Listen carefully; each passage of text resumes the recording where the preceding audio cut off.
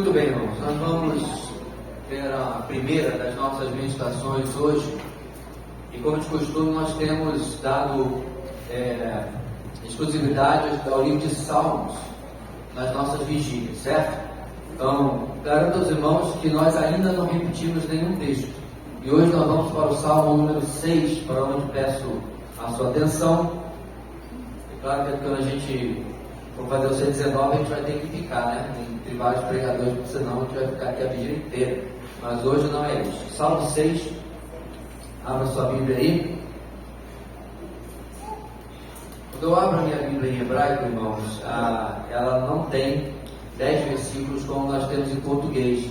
Ela tem 11 versículos, porque os títulos dos Salmos são a exceção em todos os livros da Bíblia de que o título de fato é parte do texto inspirado. Então, todos os outros livros, quando você vê aquele título, a editora colocou para facilitar o entendimento daquele bloco, né? Aqui não. Davi de fato escreveu para o mestre de música com instrumento de corda em 8º Salmo Davi, Salmo de Davi. Esse seria, na Bíblia hebraica, o verso número 1, certo? Só essa ponta de cultura dos irmãos para que a gente aprenda, ou lembre, né? E o texto diz o seguinte, agora sim, o texto em si: Senhor, não me castigues na tua ira, nem me disciplines no teu furor. Misericórdia, Senhor, pois vou desfalecendo. Cura-me, Senhor, pois os meus ossos tremem, todo o meu ser estremece. Até quando, Senhor? Até quando? Volta-te, Senhor, e livra-me. Salva-me por causa do teu amor leal. Quem morreu não se lembra de ti. Entre os mortos, quem te louvará? Estou exausto de tanto gemer, de tanto chorar, inundo de noite a minha cama, de lágrimas encharco o meu leito. Os meus olhos se consomem de tristeza, fraquejam por causa de todos os meus adversários. Afaste-se de mim todos vocês que praticam mal, porque o Senhor ouviu o meu choro, o Senhor ouviu a minha súplica, o Senhor aceitou a minha oração. Serão humilhados e aterrorizados todos os meus inimigos, frustrados, recuarão de repente. Então, meus irmãos, este aqui é um salmo que faz parte de uma série de salmos chamados Salmos de Penitência. E a tristeza que marca este salmo, esse tom de choro, vem exatamente, irmãos, de que Davi está passando por esse momento de penitência. O que é penitência? Arrependimento, certo? Penitência não é dar chicotada nas costas, não é subir escadaria da Igreja da Penha lá no Rio de Janeiro de joelho, 365 degraus. O pessoal de fato faz isso aí. Não é penitência, não é um ato exterior, mas é um ato de contrição interior, e esse salmo faz parte disso daí, dessa série de assuntos. No verso 1, irmãos, então Davi começa pedindo que o castigo de Deus não seja em meio à ira de Deus. Aí eu lembrei, irmãos, de um conselho básico que a gente dá na criação de filhos: nunca discipline seu filho com raiva, ira, porque a gente acaba pesando a mão. Porque a ira, meus irmãos, ela tem essa característica de mostrar gravidade. É claro, irmãos, que Deus não perde controle com a gente, mas Davi pede dessa maneira, irmãos, porque ele está consciente de que de algum pecado grave, algum pecado merecedor de repreensão e castigo de Deus, mas ele pede que ele seja poupado do castigo de Deus na sua totalidade, na sua extensão. Ele gostaria, sim, de aceitar o castigo de Deus, mas em amor, e não com ira, não com raiva. Ele inclusive fala no verso 1 que ele não seja disciplinado no furor de Deus. Palavras pesadas, furor, ira. E esse pedido, meus irmãos, ele vai ser provavelmente ao que está na mente do profeta Jeremias muitos e muitos séculos depois, certo? Porque em Jeremias capítulo 10, versículo 24, ele escreve algo semelhante. Ele escreve: corrige-me, Senhor, mas somente com justiça, não com ira, para que não me reduzas a nada. Então a ira de Deus, meus irmãos, ela tem essa capacidade, até esse objetivo de extermínio. E de fato, meus irmãos, um dia a humanidade vai experimentar a totalidade da ira de Deus, e o seu destino é o extermínio. Inclusive, lá em Apocalipse, as pessoas estão orando, gritando, pedindo misericórdia, pedindo que as montanhas os escondam do quê? Da ira de Deus e do Cordeiro. Exatamente o que o Senhor vai fazer neste mundo. E aí na sua Bíblia, dá uma olhada no versos 2 e 3, Davi fala agora como diante da disciplina de Deus, que não é tão extrema assim, mas está acontecendo, ele tem sofrido fisicamente, palavra ossos aí. E não só isso, irmãos, mas também mentalmente. O que nós temos traduzido na NVI como ser, é a palavra alma. Ele tem sofrido no seu corpo e na sua alma. Isso, meus irmãos, não é por causa de uma doença. Davi não está doente, não está enfermo. Na verdade, irmãos, uma somatização. O que é somatização? É quando algo que não é físico, é algo mental, emocional, psicológico, acaba afetando o físico. Então você faz todos os exames, certo? E aí o cardiologista diz: a senhora não tem nada, a senhora não tem nada, é tudo psicológico, é a sua cabeça, é ansiedade, é preocupação, sua pressão está dando 17/13 porque você está preocupado demais, você está somatizando algo que está na sua psique, na sua alma. E aí Davi, meus irmãos, ele vai usar isso também no Salmo 32. O que é o Salmo 32, irmãos? É o contexto do pecado de Batseba. Davi estava sofrendo no corpo. Lá ele escreve o seguinte: enquanto eu mantinha escondidos os meus pecados, o meu corpo definhava de tanto gemer. Uma outra tradução diz: meus ossos gemiam. Ou seja, meus irmãos, algumas vezes a gente precisa examinar a nossa alma para descobrir a razão de doença, a razão de alguma coisa que está acontecendo. Pode, é claro, não ser nem perto do que Davi passou com Batseba ou o que está acontecendo aqui. Deixa não fala do que Davi está lidando. Pode não chegar nem perto, irmãos, mas acontece. Uma das razões principais, irmãos, é a ansiedade, que sim, é pecado. Aliás, é uma das coisas mais interessantes quando eu falo que ansiedade é pecado em rede social. Aí o pessoal já começa. Porque hoje, meus irmãos, tem uma pílula para tudo. Hoje eu vi uma criança, fui fazer aquele teste de estresse, né? Agora não corre mais não, agora é só na bicicleta assim sentar. E tinha uma criança lá aprontando na sala, né? E aí eu estava tomando uma água e falei assim: pô, meu filho, tinha que ir no banheiro. Aí a senhora do lado: mas você tem que compreender, porque de repente é isso e aquilo e tal, tudo é doença hoje. Não tem criança mais levada. Tudo é TDAH, tudo é isso, tudo é provável, não existe problema, sem dúvida nenhuma. Mas a longa fila para aquela senhora que ali mostra que rapaz não sabe controlar, como aquele pai. A razão que a menina estava dando show, porque a mãe foi ao banheiro. A mãe foi ao banheiro. Ela dirigiu. Não pode dizer não para a criança de 5, 6 anos. Então, meus irmãos, muitas vezes a ansiedade, a luta na nossa vida vai causar aquela úlcera que não precisava estar lá. Aquela pressão alta que não precisava estar lá. Ou o que quer que seja. De problema de pele, de cabelo caindo. Não meu é genético.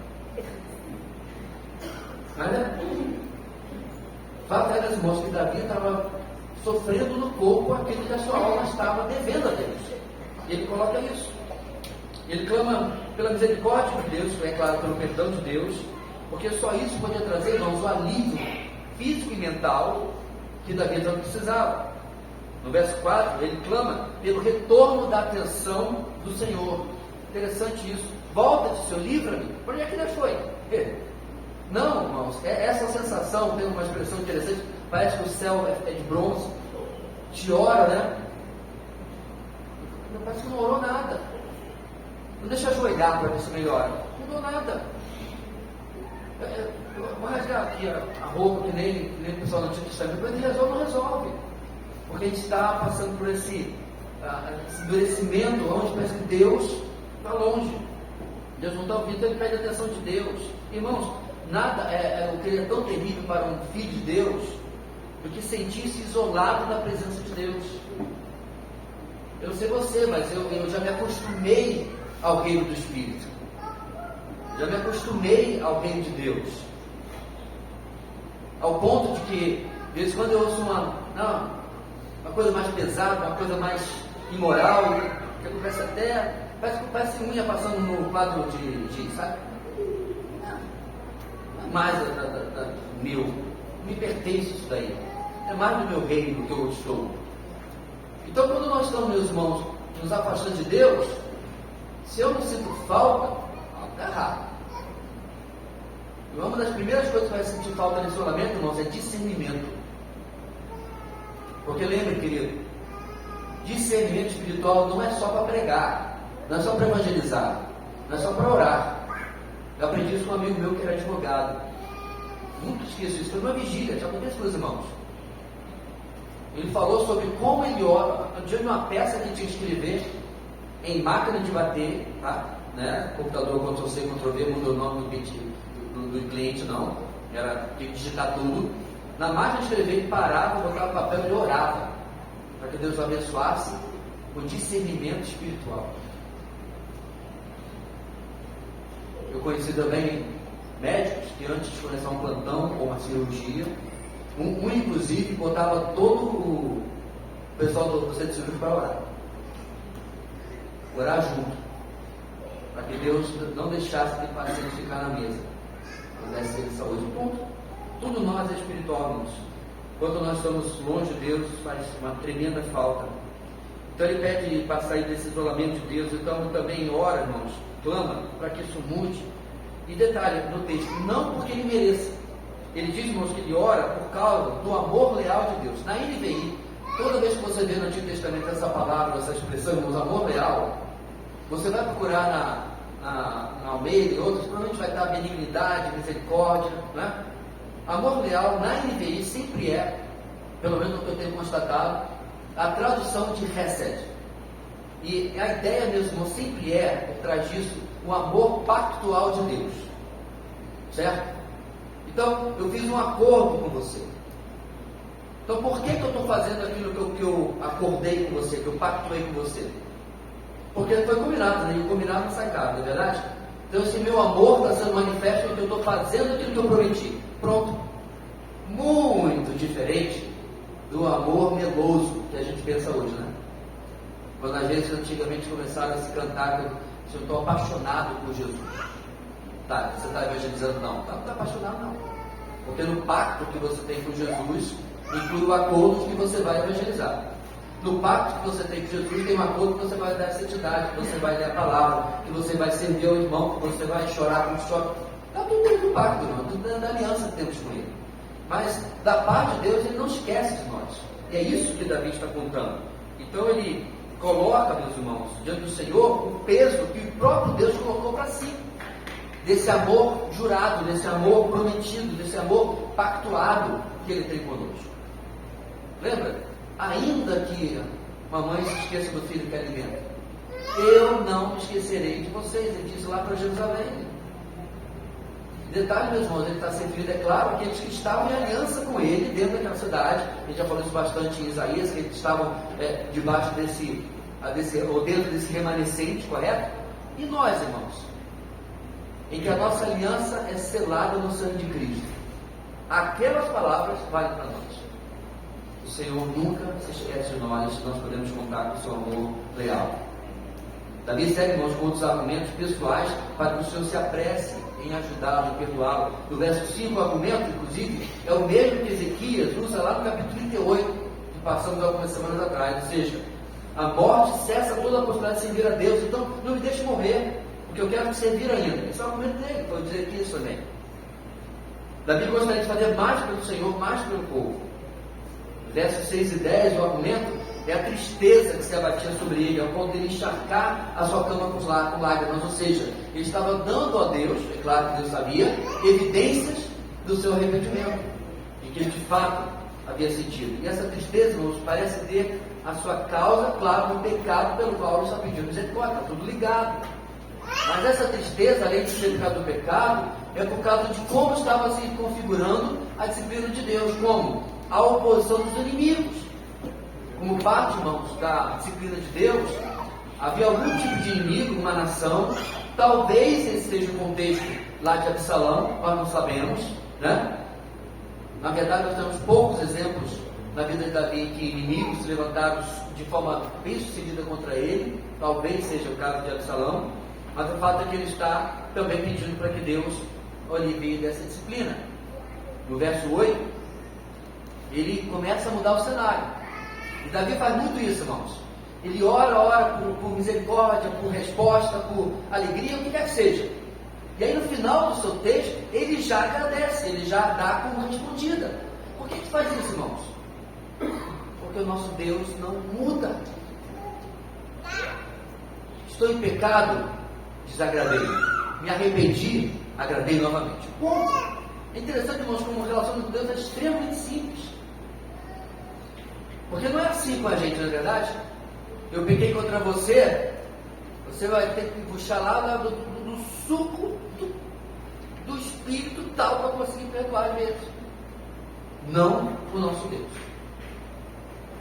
Porque o contrito de coração ele nunca rejeita. Nunca.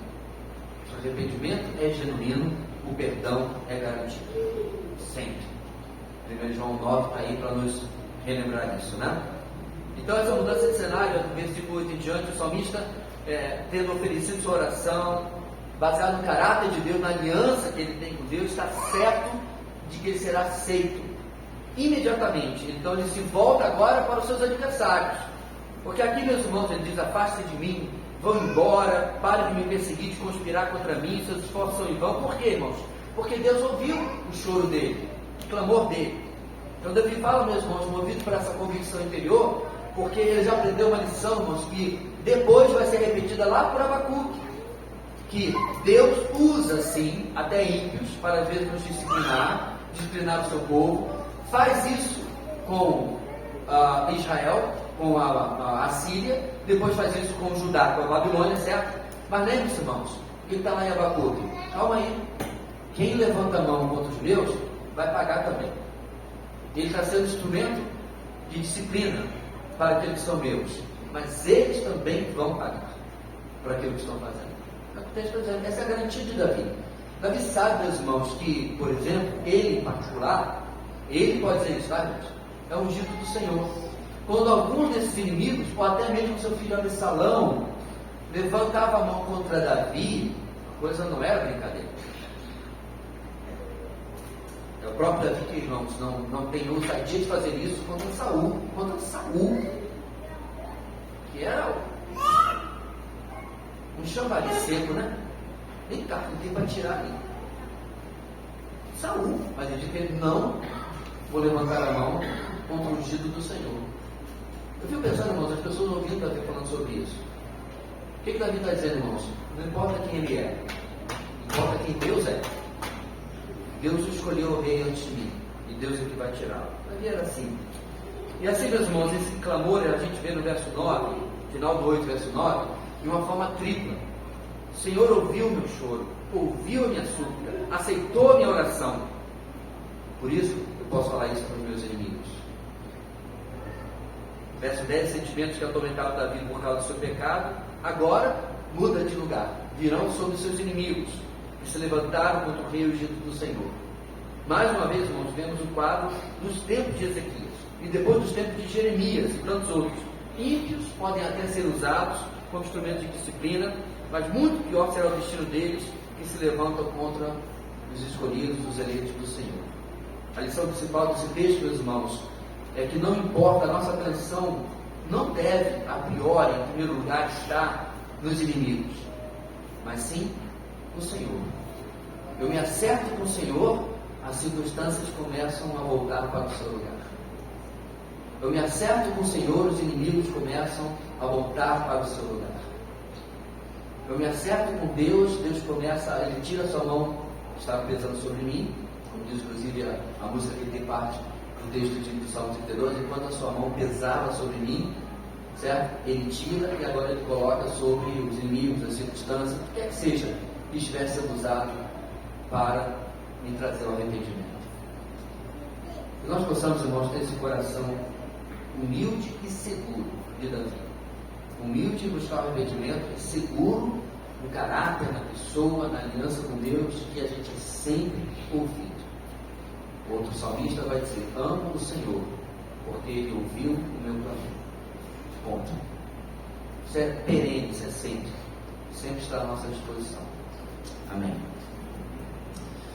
Meus queridos, muito obrigado por quaisquer circunstâncias e meios que tu usas para nos trazer ao arrependimento. Quando fazes assim, ó Deus, nos poupas de continuar num caminho de más decisões contrárias ao teu querer, à tua vontade. Ajuda-nos, ó Deus, a dizer não para a voz da carne, para a voz do mundo, para a voz do inimigo. Voltarmos para a tua palavra, para a tua voz, em arrependimento, dizer: Senhor, volta-te para mim, ouve o meu clamor, aceita o meu arrependimento. É o que oramos, em nome de Jesus.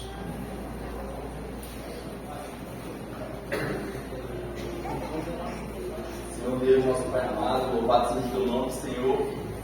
Ó Deus, não somente Deus te pedimos que o Senhor nos ajude, Pai, a ler as Escrituras, a preparar nossa mente, Deus, para recebê-la, Pai, e esconder a tua palavra no nosso coração, Pai.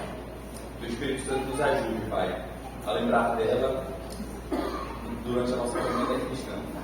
Em nome de Jesus.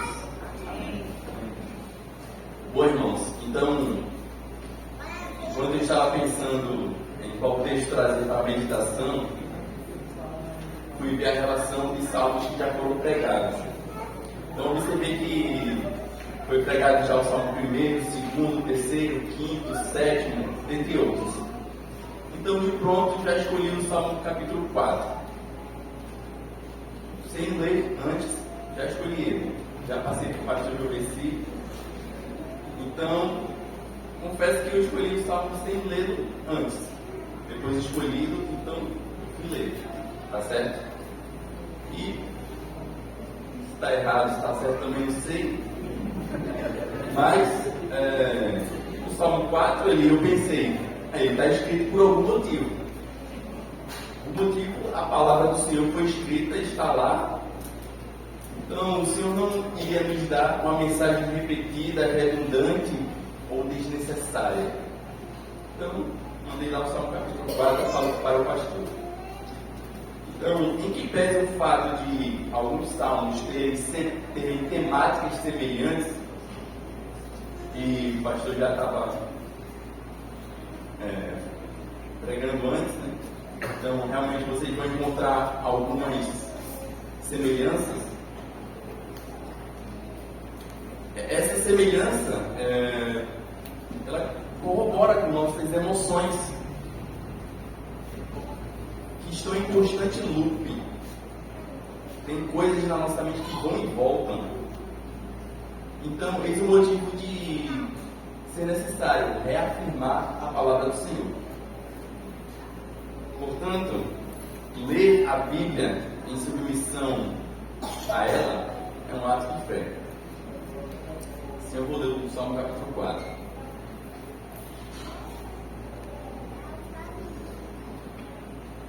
Responde-me quando clamo, ó Deus, que me fazes justiça.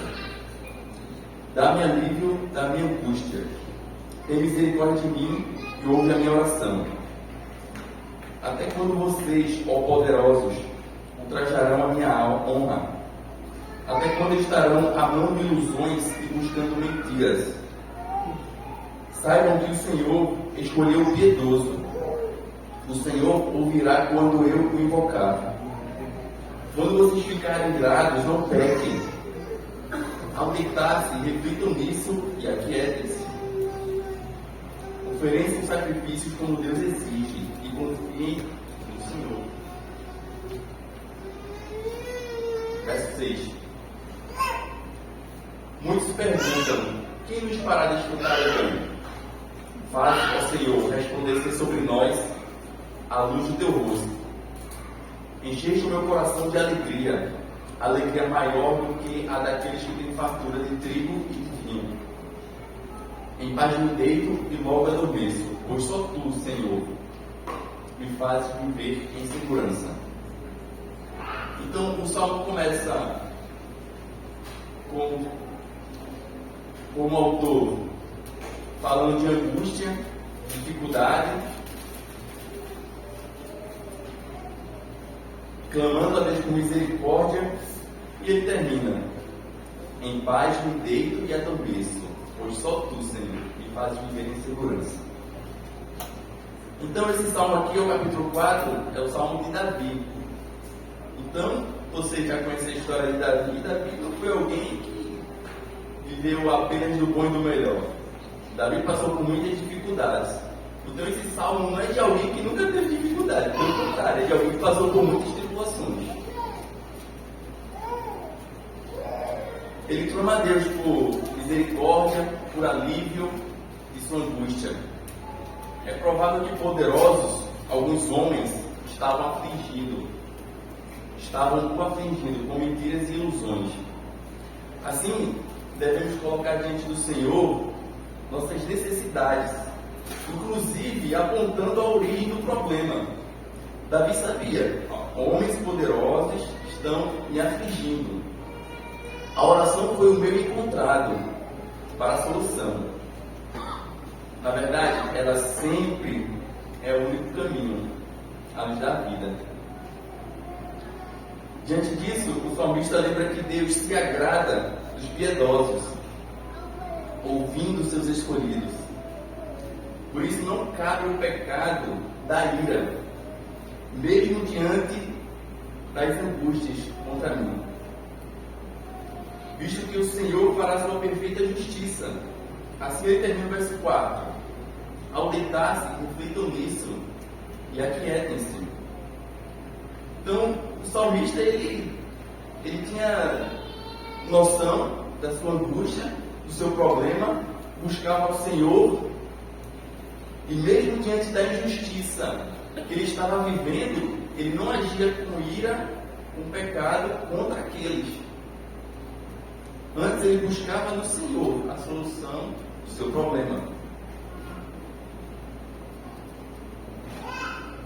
Portanto, devemos levar nossas vidas normais, oferecendo um culto agradável ao Senhor, em confiança, sabendo que no momento oportuno Ele brilha a sua luz sobre nós.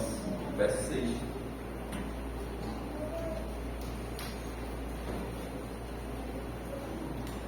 Quando o Senhor nos encontra, Ele enche o nosso coração com fartura de alegria. Verso 7. Inclusive durante dificuldades e angústias.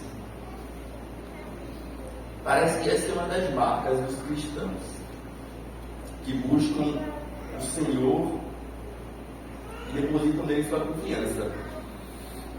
E parece que essa é a maior marca, né, entre um crente e um descrente. Na angústia, é esperado que o cristão ele busque o Senhor, ele busque confiança no Senhor. Metaforicamente, Mateus fala do justo que construiu sua casa sobre a rocha. Este permanece firme, enquanto o outro é abalado pelos ventos e tempestades da vida. Então já é esperado que o descrente, numa situação de dificuldade, numa situação difícil, ele reage das formas mais variadas possíveis. Isso já é esperado. Agora, nós, os pequenos, devemos depositar nossa confiança no nosso Deus. É isso que Davi faz. É isso que ele nos ensina.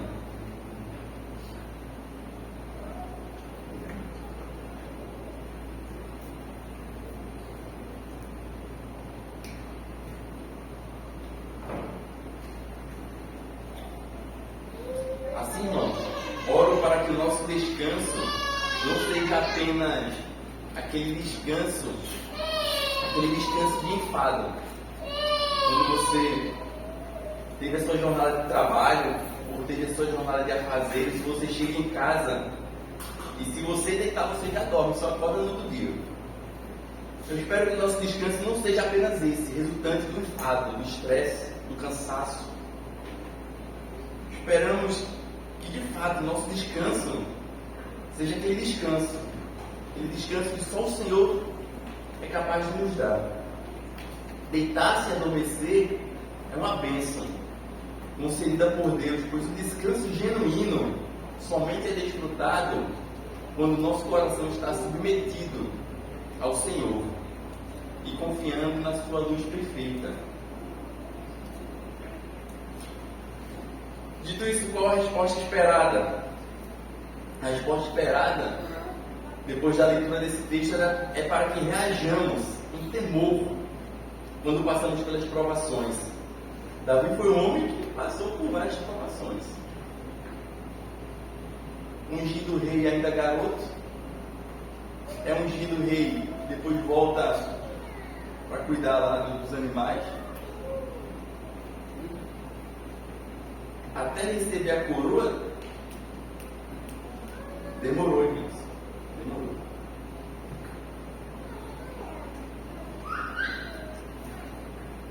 O caminho para alcançar esse status, o caminho para alcançar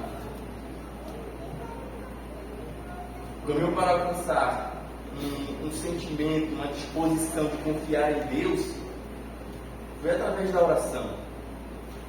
Ele buscou isso. Constantemente nos salmos escritos existe esse alinhamento de Davi em constante relacionamento com o Senhor, expondo suas dificuldades, suas angústias de coração. Certo servo do Senhor escreveu: a oração é uma confissão de impotência e necessidade, um reconhecimento de falta de recursos próprios e dependência, e uma invocação do poder soberano de Deus para que Ele faça por nós o que não temos capacidade de fazer. Assim escreveu J.I. Packer. Bom, irmãos, então esse Salmos capítulo 4, 8 versos. Espero que o Espírito Santo do Senhor nos ajude, que a nossa jornada, na nossa caminhada cristã, o seu Espírito Santo esteja nos conduzindo, nos fazendo lembrar que vamos passar assim por dificuldades, por angústias, por tribulações, mas que a oração ela seja o nosso meio, seja o nosso refúgio. Amém. Senhor Deus, nosso Pai amado, louvado seja o Teu nome, Senhor. Ó Deus, que a Tua palavra, Deus, esteja no nosso coração, Pai, que possamos acreditar nela, Pai, possamos confiar nela, Senhor, que possamos guardá-la, Senhor, possamos defendê-la, Pai. Defendê-la dentro do nosso coração, Pai. E assim, Deus, em temor ao Senhor, Deus, te agradar, Pai. Em temor ao Senhor, Deus, está fazendo a Tua vontade, Pai. Fazendo a Tua vontade, te amando, Pai. E te amando, te glorificando em toda a nossa jornada. Em nome de Cristo nós oramos. Amém. Amém. Salmo 112, 121, perdão. Cântico de peregrinação. Levanto os meus olhos para os montes e pergunto: de onde me vem o socorro? O meu socorro vem do Senhor, que fez os céus e a terra. Ele não permitirá que os seus pés tropecem. O seu protetor não cochilará. Certamente o protetor de Israel não cochila nem dorme. O Senhor é o seu protetor. O Senhor é a sombra à sua direita. De dia o sol não ferirá, nem a lua de noite. O Senhor o protegerá de todo o mal, protegerá a sua vida. O Senhor protegerá a sua saída e a sua chegada, desde agora para sempre. Amém? Salmo 121, uma ideia que passa por todo ele, eu poderia resumir assim: no Senhor e somente no Senhor nós temos proteção. É um salmo, o cântico de peregrinação, um salmo conhecido como salmo de romagem, que vai de 120 ao 130, e reflete muitas emoções, muitos sentimentos que todos nós temos na peregrinação, porque justamente os Deus, eles iam até o templo, nesse percurso, cantavam, entoavam canções, refletiam sobre situações. E essa é mais uma dessas ilustrações que eles traziam no percurso, né? E a ideia que fica, assim, pelo menos que me vem à mente, né, quando se fala de salmos de peregrinação, é que é uma imagem muito ilustrativa e ao mesmo tempo muito atual, né? Nós também estamos em peregrinação, agora não para Jerusalém física, né, mas para Jerusalém espiritual. Nós também estamos num caminho, né, e um caminho também cheio de desafios. Né, e o salmista ele retrata isso com muita perfeição. Né? O caminho, ele não é um caminho fácil. Né? E nessa altura do campeonato, todos nós já sabemos que são muitos os desafios que nós temos de enfrentar. Então, o Salmo 121 ele vem falar justamente sobre isso. Essa necessidade que nós temos de proteção. E onde nós podemos encontrá-la? Então, no verso 1, né, o salmista ele já vem demonstrando uma certa consciência de que, ao levantar os olhos, né, ele busca essa proteção não dele mesmo, né, ele sabe que nele ele não encontra força alguma, mas no Senhor. Né, então ele fala,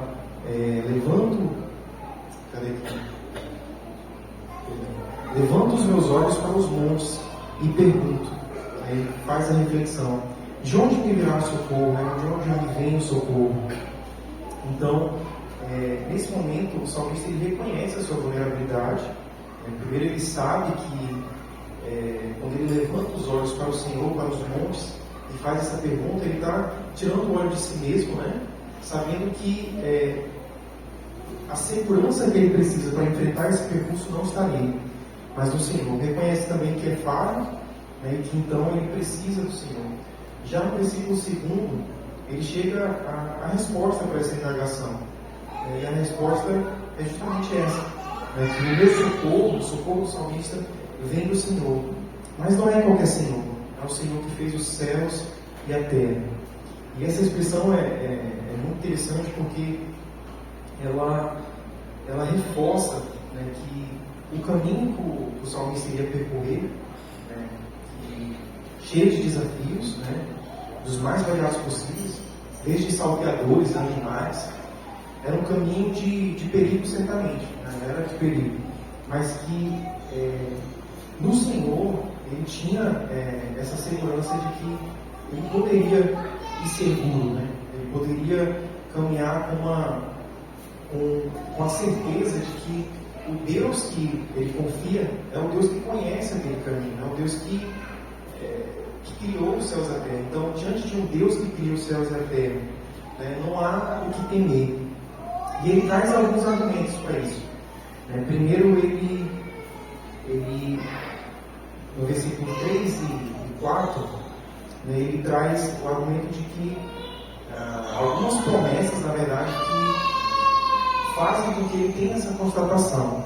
No 3 e 4, ele diz que o Senhor não permitirá que ele tropece. Então, no 3 aqui ele fala: ele não permitirá que os seus pés tropecem, o seu protetor não cochilará. Certamente, o protetor de Israel não cochila e nem dorme. Primeiro, ele pode confiar no Senhor, porque o Senhor não permitirá que ele tropece. E a imagem que ele traz aqui é de um Deus vigilante, de um Deus que não é sonolento. E por isso ele pode confiar no Senhor, porque o Senhor ele está atento, ele repete isso, né? No 3 e no 4. Além no 3 ele fala que ele não cochilará, e no 4 ele fala justamente que o protetor de Israel ele não dorme. Então ele poderia ficar seguro que o Deus que ele confia não é um Deus sonolento. Então ele está sempre atento.